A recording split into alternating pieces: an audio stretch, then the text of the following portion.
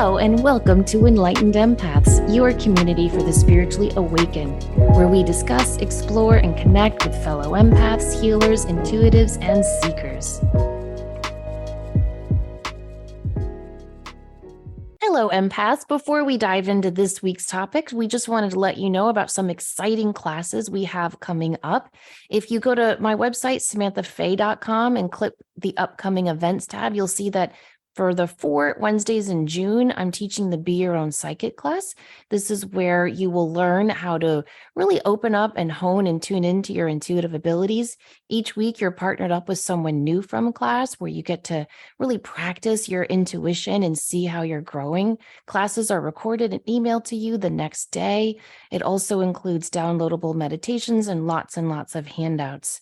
So again, that's the 4 Wednesdays in June from 7 to 8:30 p.m. Eastern time. You can find all information at my website, samanthafay.com. Denise, I know you've got some fun stuff coming up.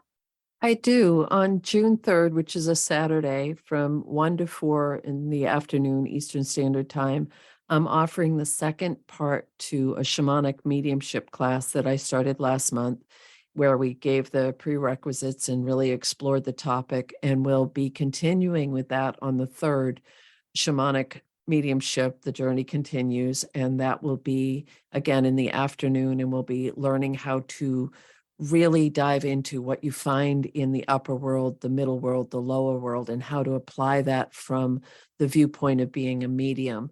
If you weren't in the first class, a prerequisite would be that you do know how to journey, because that will be a lot of the exploration that we'll be going through on that afternoon class. It's a lot of fun.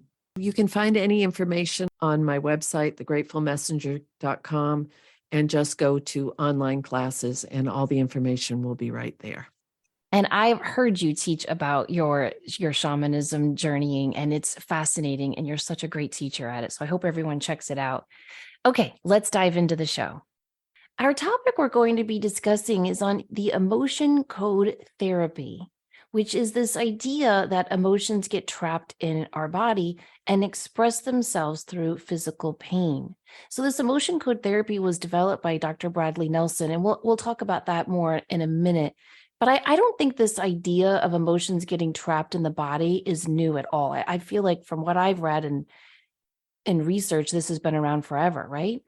Yes, and I think it correlates with a lot of the work that we've talked about in the past with mind-body connection, how to release. To me, it's all interrelated. Yeah, I first read about it in Louise Hay's book, You Can Heal Your Life. And I remember, I think I was in high school when I read that. And that was such an aha moment for me when she correlated all sorts of different minor to major pains and associated it with emotions. I had never heard of that before at that time in my life. But I've read other books from authors that go way back into the early 20th century and the late 19th century. And people have been making this correlation for years. And I think it makes sense, right? If you have a difficult emotion and you don't give it the time and attention that it deserves to be healed and released, it's going to get stored somewhere.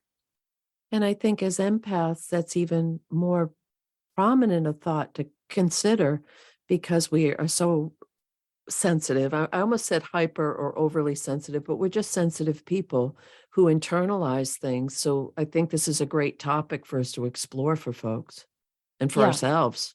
Yes, I do too. I mean, I think we've all known, if you study the chakras at all, you know that a lot of energy and physical pain, it's all correlated with the chakras. So if you have lower back pain, you want to look to the root chakra and think, okay, what does the root chakra govern? Am I worried about money? Am I feeling safe in my home? If you are having a lot of headaches, you want to ask yourself, what are my third eye chakra issues? Is there something I don't feel control over in my life? Am I feeling like I'm not in charge of my fate and my destiny? So I think that has been around for a while. But Dr. Bradley Nelson, a chiropractor, he says that emotions can lodge anywhere in your body, and wherever it lodges, it will cause imbalances and blockages in the body's energy field, leading to physical, mental, and emotional issues. And he believes 90% of physical pain is emotional pain. What do you think about that? When I look at this kind of work, I think about people I know who have had some pretty serious health issues.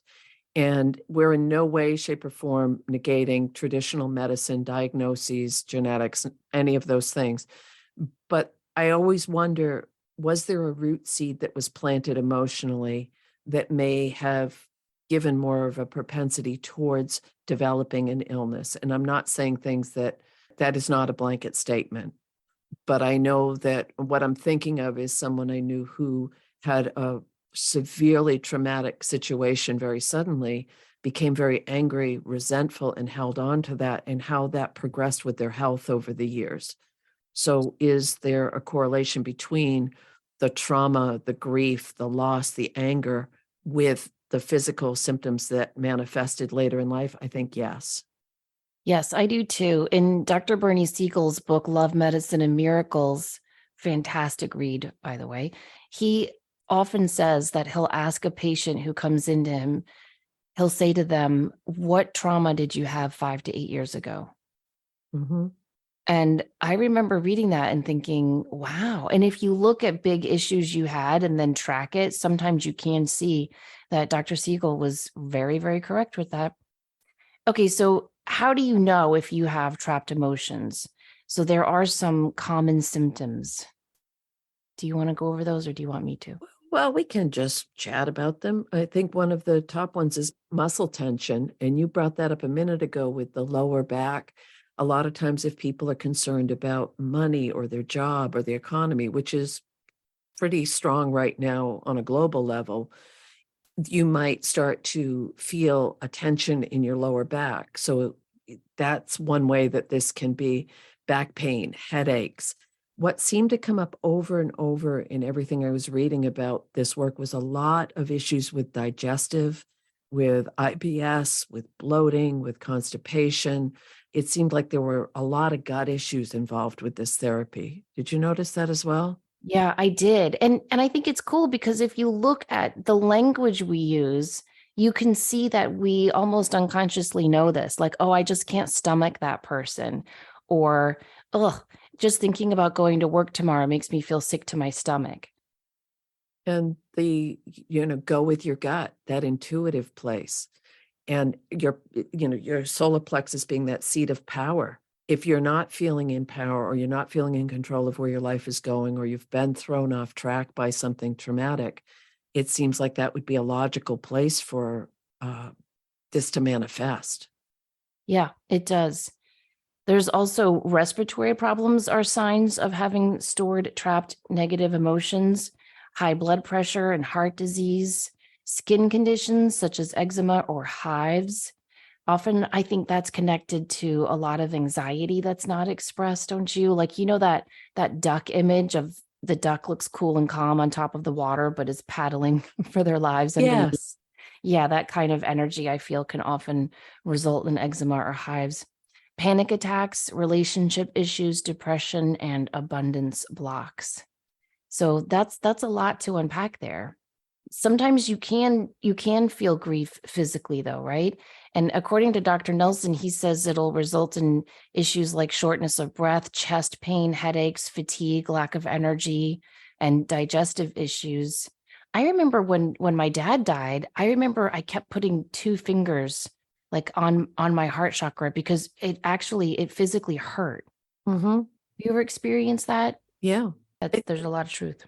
And with grief, we've said this many times, and we've both worked with a lot of people who are going through severe grief and loss. It becomes, for some people, it doesn't ever go away, and it will revisit, but you'll find ways to tolerate. You'll find ways to move around it. So I think that grief is a really important emotion to respect. Is an odd word, but I really believe that, because be patient with yourself when those physical, I referred to it one time as having a sad lump in my chest, and I could physically feel just this thick fist right in my heart chakra because there was so much pain involved. And I think that's true grief. Yeah. That's a great description of it too. And I like your word. You do have to respect these emotions. They have as much worth, if not more, than the happy, positive ones, because they're all here to teach us something. Oh, that's a very good point. He says anger will often result in muscle tension in the neck and shoulders, or headaches and migraines, maybe high blood pressure, and those skin conditions we mentioned like hives or eczema. So if you're holding on to a lot of anger, and you can see that in body language, can't you? When people like clench their fist or they just hold themselves all tight and clenched in. If you're, when you see an angry person, it's obvious in their body. And it could be subtle too, because I just got a flash of a memory of someone who would put their lips really tight together and clench their jaw. And there was no doubt that they were angry, angry as all out, but they didn't physically emote that in with bigger expression. So this is where as empaths, we might feel that, or we might feel it in ourselves. So if you start to feel your jawline tightening up, or you're pursing your lips really tight, that could be possibly a red flag to say, uh-oh, am I really just pissed off about something? Or is this something else going on? Yeah, those internal check-ins are really important. Sometimes I'll be in yoga class and the teacher will say, okay, as you settle into warrior two, make sure to drop your shoulders. And I'm like, oh, my shoulders are dropped. And then I check and no, they were clenched up by my ears and I wasn't even realizing it. Mm-hmm. So I think we have to do those constant internal check-ins. Now, fear will often result in a rapid heartbeat or heart palpitations, maybe a panic attack, some diarrhea or nausea, and insomnia or other sleep disorders. I agree with all of the descriptions for that. But how about what we're picking up externally from all the fear-based stuff that we're being bombarded with?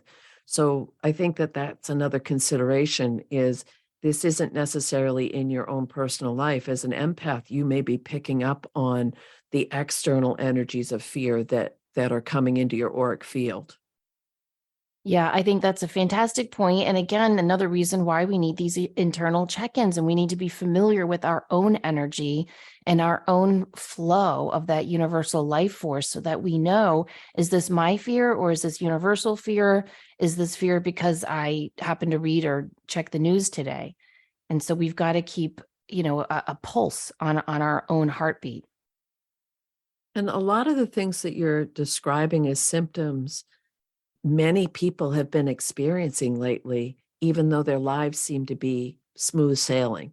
Like, oh, I'm doing okay, everything's good. And then you talk to them a little deeper, they mention a lot of these symptoms that you're bringing up. Do you think that's because we're all going through this kind of rebirthing experience with this energy shift? I do. I do. I think that we're moving into, I don't know if it's ascension or transition or what it might be, but what got me thinking about this was the pandemic, the masks mandates have been dropped, the CDC has said all that. And when you think it's been 3 years, we're not the same people we were 3 years ago. The world isn't the same place it was 3 years ago. Now, guilt, he says, will manifest as low self esteem and self worth, fatigue, lack of energy, muscle tension in the neck and shoulders, headaches, migraines, and sometimes irritable bowel syndrome.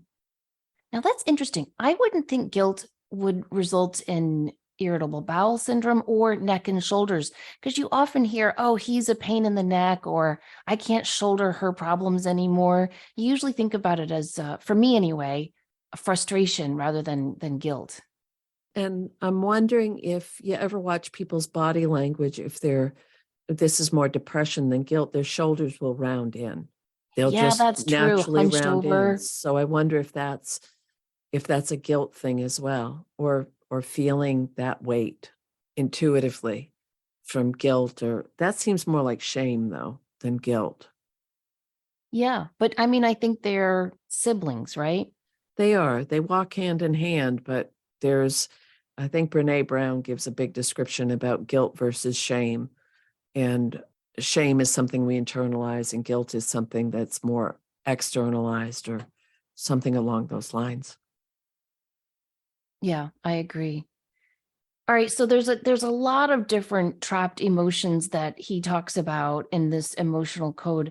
But what you can do is you can go to Dr. Nelson's website, or you can just Google emotion code chart, and you can look at this pretty elaborate emotion code chart that he has created. It consists of 60 emotions divided into 2 columns and 6 rows. And each row lists the areas of the body that these trapped emotions are frequently found in.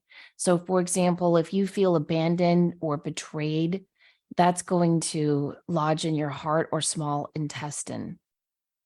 If you have a lot of anxiety or despair, nervousness, and worry, that tends to lodge in your spleen or stomach. If you feel discouraged or rejected and sad, that can go into your lungs and your colon.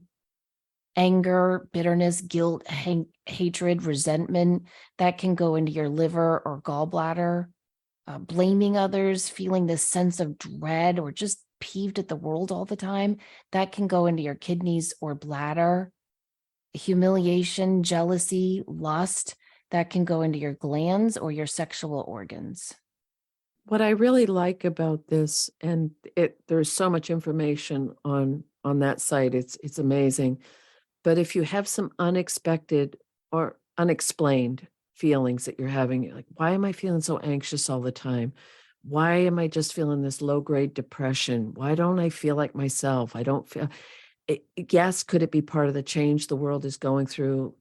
100%, but it could also be you might look at this and say, wow, I really am feeling more rejection than abandonment, but it might help you fine tune that and it be a good starting off point of what you want to focus on to feel better. Yes, it's just a good way to kind of recognize and isolate certain issues. Because one thing he mentions over and over is you can't do this in like a sweeping session, right? You can't just release all these emotions. He stresses consistently in his work, you have to recognize one negative trapped emotion and release it. And then the next negative trapped emotion and release that. And we'll talk about ways you can release it in a minute. But I think that's important because so many people are often looking for a quick fix. And if these negative emotions have been trapped in your body for years, it's not going to be a quick fix. And the other thing he talks about, which I know you know a lot about, Denise, is inherited negative emotions. Right. Right. And that is fascinating to me because maybe it's from seeing generational trauma, maybe it's from whatever it might be. But I was reading something recently about abundance, wealth, security, stability. And many of the people on the planet right now would have parents, grandparents, great grandparents who are from the Depression era, which that was a very difficult time globally for economics, for survival. They're unemployed, that's where a lot of our social service systems were instituted, was during that time because so many people were in need. That being passed down either through messages that they received and then trying to break those. And I truly, in my heart, feel many of us are trying to break those cyclical patterns right now. And we're saying, okay, that we're not living in those times. And I've said this so many times. So thank you, everyone, for your patience in hearing me say it again. When we do this level of work, it sends healing back as well as forward. So we're helping those people in spirit release so that they can evolve as well. Yeah, and I think that's really, really important. I have a friend who is just constantly worried about money and talking about money without a lot of basis to it, like she makes Hmm. a good salary and she's doing fine, but it's sometimes it's hard to do stuff with her, right? Like shopping with her is no fun because she'll find something and go, do I really need that? And you have to like she hems and puts it back, and or, I'll say, let's go here. Oh, that's too expensive. Like, let's go to a cheaper restaurant. I'm like, but I want to try this new restaurant. And it hinders a lot of aspects of her life. She worries excessively about it. It, and it affects different things. And I don't know that she recognizes it. And her brother's in town this week. So we all met up, and her brother's the same way. talking about the prices on the menu and look at what they're charging for drinks now and all of this stuff. And then our other friend shows up in her brand new car, and that poor friend got such a lecture. Do you know you should never buy a brand new car off the lot? So is it a learned behavior for the siblings, or is it an inherited trait, or is it Right. both? Or is it both? I don't know. The wonderful thing about learning to recognize these trapped emotions and release them is how quickly it can improve your physical, mental, and spiritual health. It will give you more energy. It will bring some balance. You can find a reduction in physical symptoms, your emotional well-being, more resilience. So what I love is things that we can try before we have to go to something more extreme. Any modality that is going to let you say, let me try this and see how it works, and then move forward. I'm a big, big fan of that, aren't you? Yes, 100%. Now, what if though, you have these emotional issues and you've recognized them, and maybe you're not ready to release them. Haven't you ever met with clients who are kind of holding on to their pain as a part of their identity, especially if it's a chronic issue? Well, there's yes, and from personal experience, because there's a vulnerability in that level of change. And I'm saying that with real conviction because I'm thinking of times where I've had to step way out of my comfort zone to make some hugely significant changes in my life because I was breaking either familial patterns or patterns that I had established so much within myself. And it's scary, it's uncomfortable, it's vulnerable. So I do think there's a part of us that it's safer and more predictable to keep doing what we've always been doing. Yeah. Yeah. Change is always scary. That's one of the things Dr. Nelson says is the first thing you want to ask yourself is, am I ready to release this trapped emotion? And he recommends doing muscle testing to answer that question. Do you want to talk about muscle testing a bit? Sure. When I read a little bit more about this, but initially I remember I went to a practitioner years ago and they said, well, extend your right arm out at shoulder length. And they were asking me questions and pushing on my arm. And at one point, and asking different things and bringing up different issues. And I physically, mentally could not move my arm. So that was my body letting me know that there was a resistance, that there was something in that topic that we were discussing that was not in sync with my emotional self as well, or my physical. So that's one way you can do it. And someone will push on your arm, and if there's resistance, or if your arm just drops down, then there's no resistance. You can stand upright with your feet shoulder apart and keep your arms by your sides and ask a yes no question related to what you're testing. So if you said, is this trapped emotion in my digestive tract, my solar plexus area, and close your eyes and focus on that, but keep your mind open, similar to when you're doing intuitive work or mediumship or energy work, when you're the vessel, you're the hollow bone, you're allowing it to come through you, not from you. And then observe the movement in your body. Does your body sway backward? The answer may be no. If it's sways forward, the answer is yes. Repeat the process several times to confirm your results. I'm wondering if what is discussed is that your body is going to move right or no. But remember when we had Jean Hainer on and we talked about coding your pendulum to find what the yes no is for you with your specific pendulum? Yes. I wonder if that's true with body testing as well. And if you instinctively swayed, say, right to left, to the right for yes and left to no. I'm always a big fan of make it fit for how it works best for you. So I wonder if it has to be a definitive move forward or move back for a yes no answer. No, You know, I don't believe in anything being definitive, right? I think we should all use what works for us and feels right for us. So I think you should make yourself into that pendulum. But I have to tell a quick funny story about why I've never been like a huge fan of muscle testing. okay.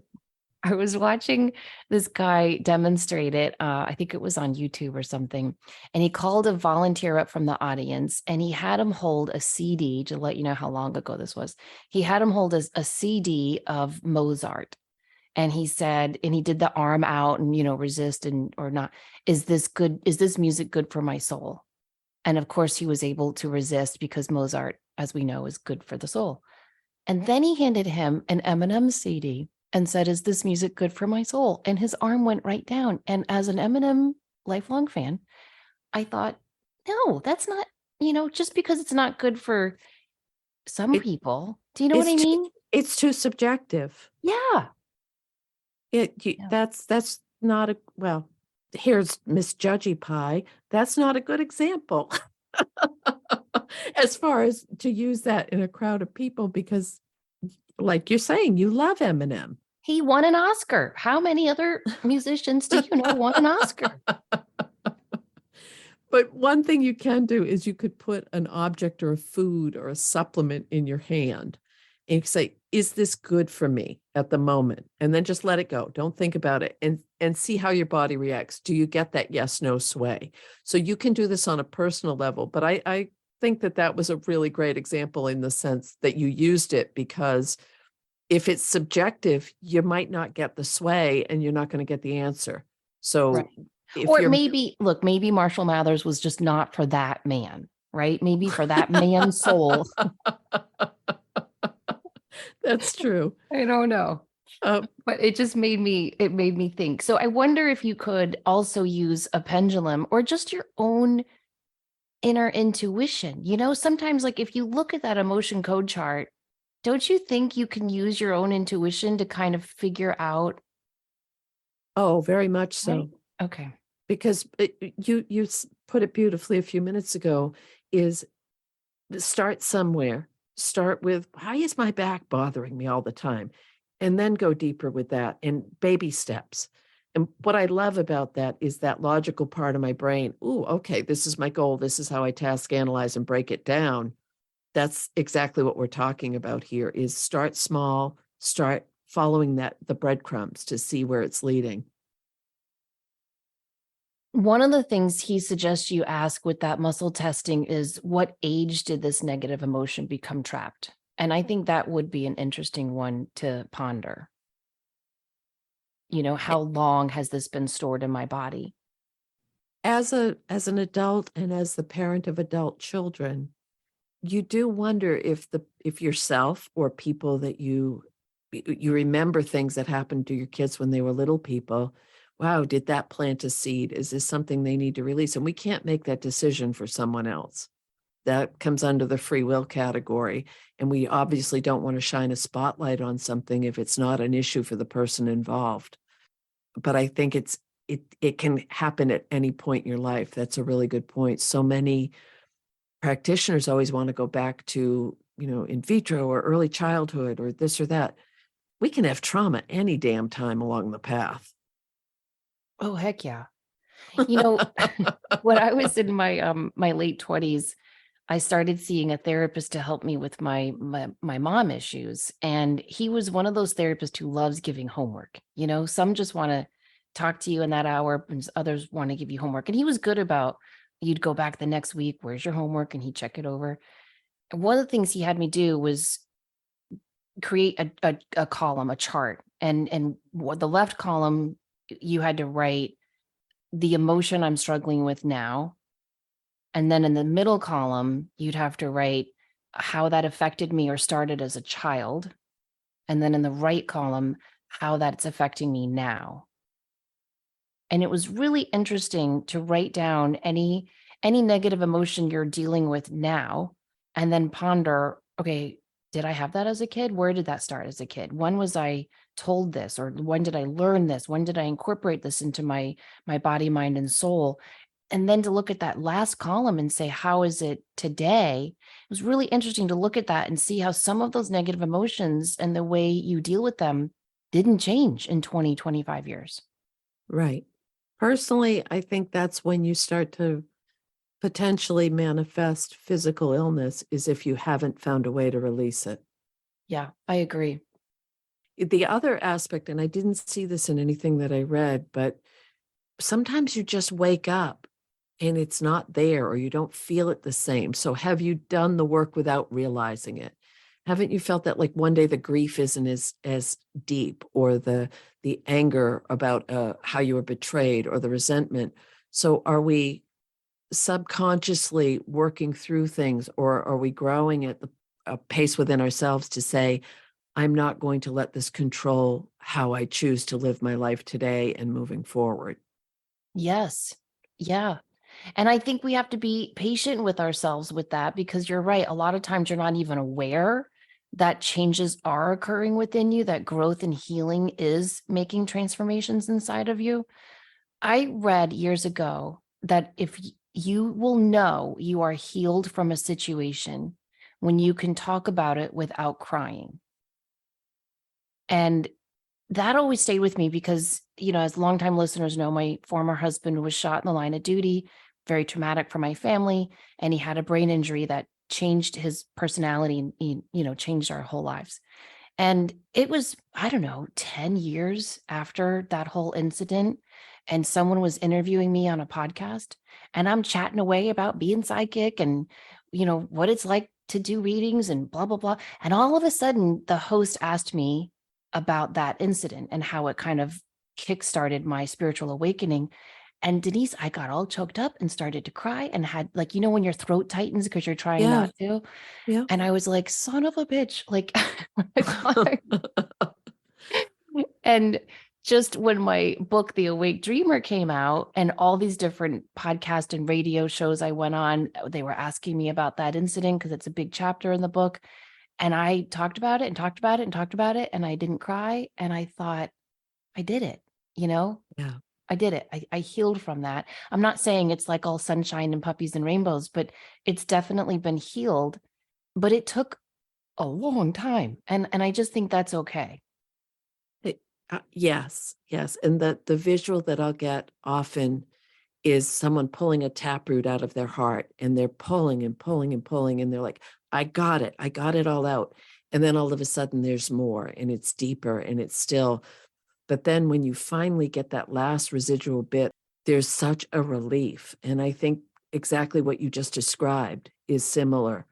When you finally don't feel that pain or that crying or you're not angry about it anymore. If someone has, that is a huge, huge relief. It is. And I think it's important to look at your physical responses when you are telling your pain story.